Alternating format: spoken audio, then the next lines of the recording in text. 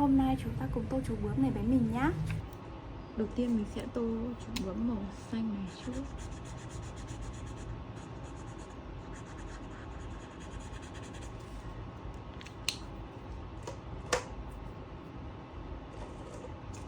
Tiếp theo mình sẽ tô màu nâu.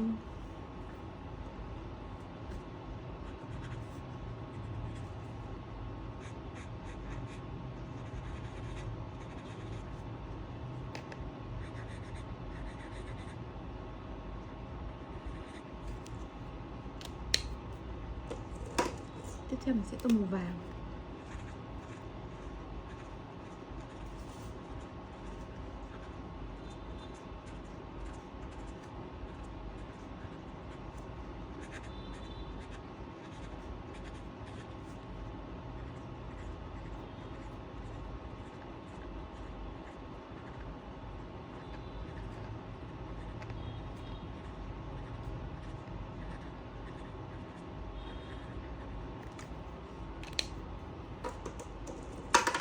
Tiếp theo mình sẽ tô màu tím.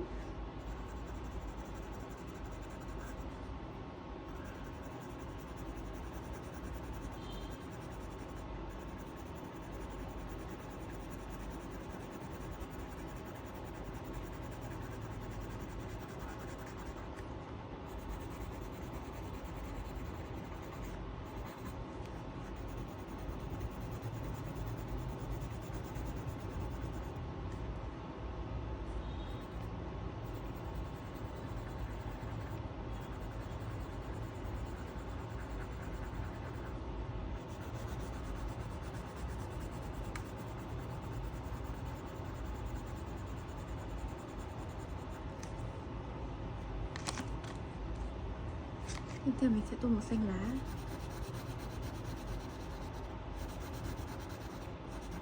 Tô màu xanh nước biển, xinh lắm đấy.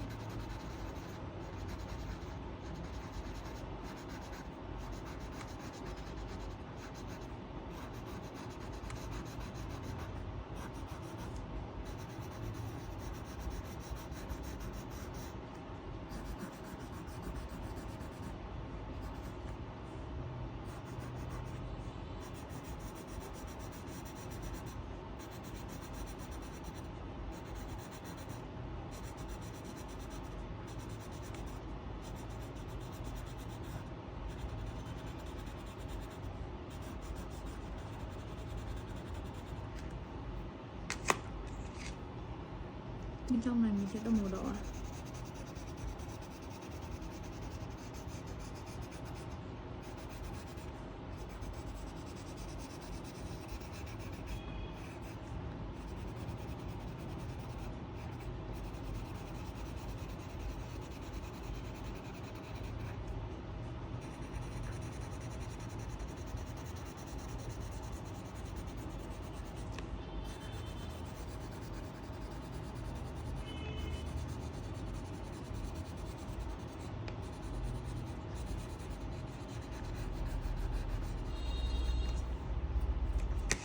Vậy là mình đã tô xong rồi. Hẹn gặp các bạn ở video tiếp theo nhé.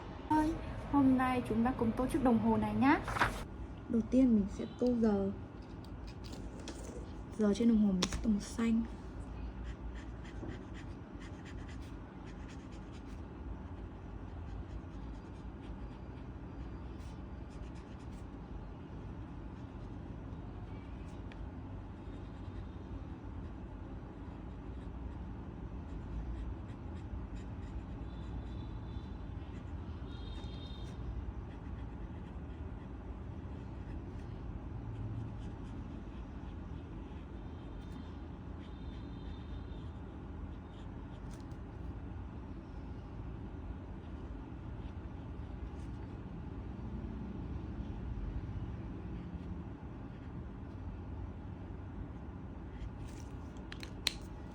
Tiếp theo mình sẽ tô mát.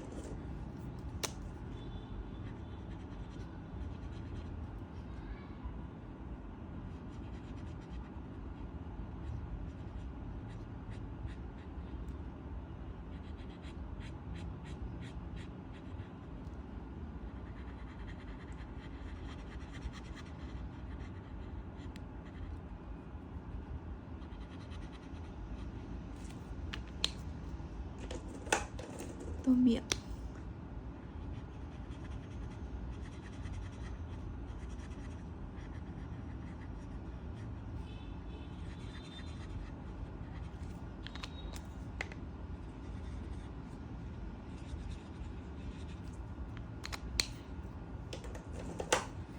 Đồng hồ này mình sẽ tô màu cam.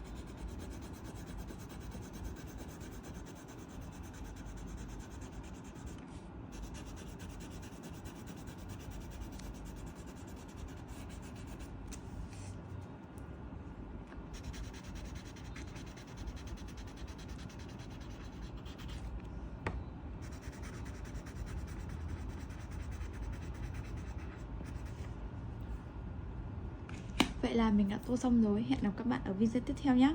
Các bạn, hôm nay chúng ta cùng tô bức tranh này với mình nhé. Đầu tiên mình sẽ tô chú bướm màu tím.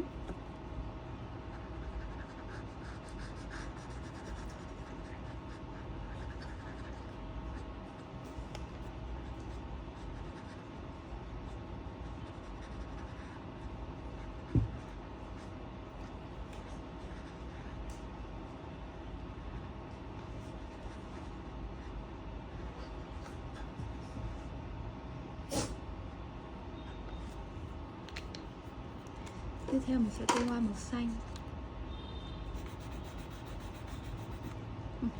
Mình sẽ tô màu xanh đậm hơn.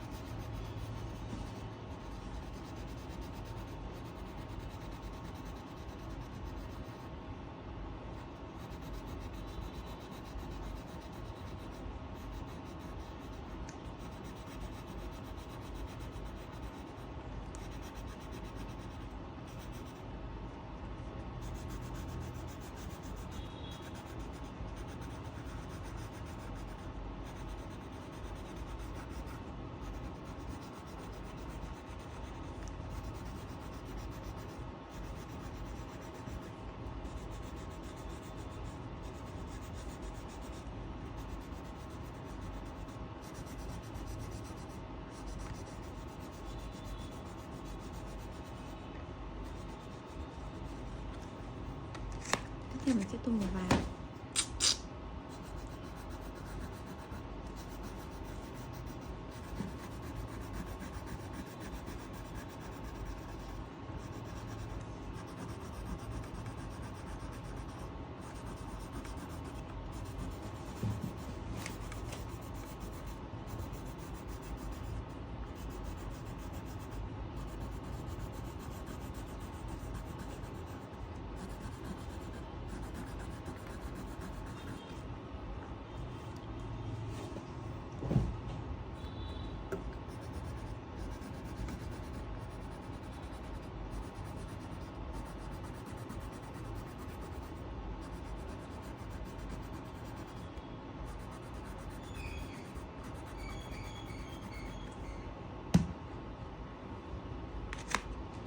Tiếp theo mình sẽ tô màu hồng.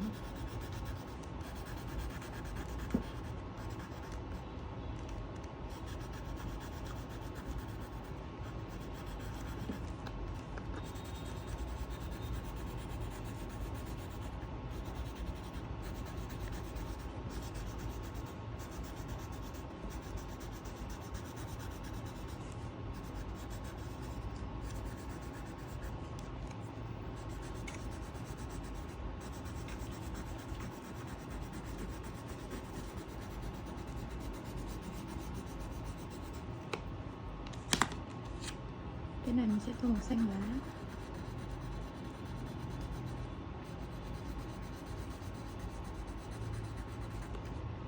Vậy là mình đã tô xong rồi. Hẹn gặp các bạn ở video tiếp theo nhé.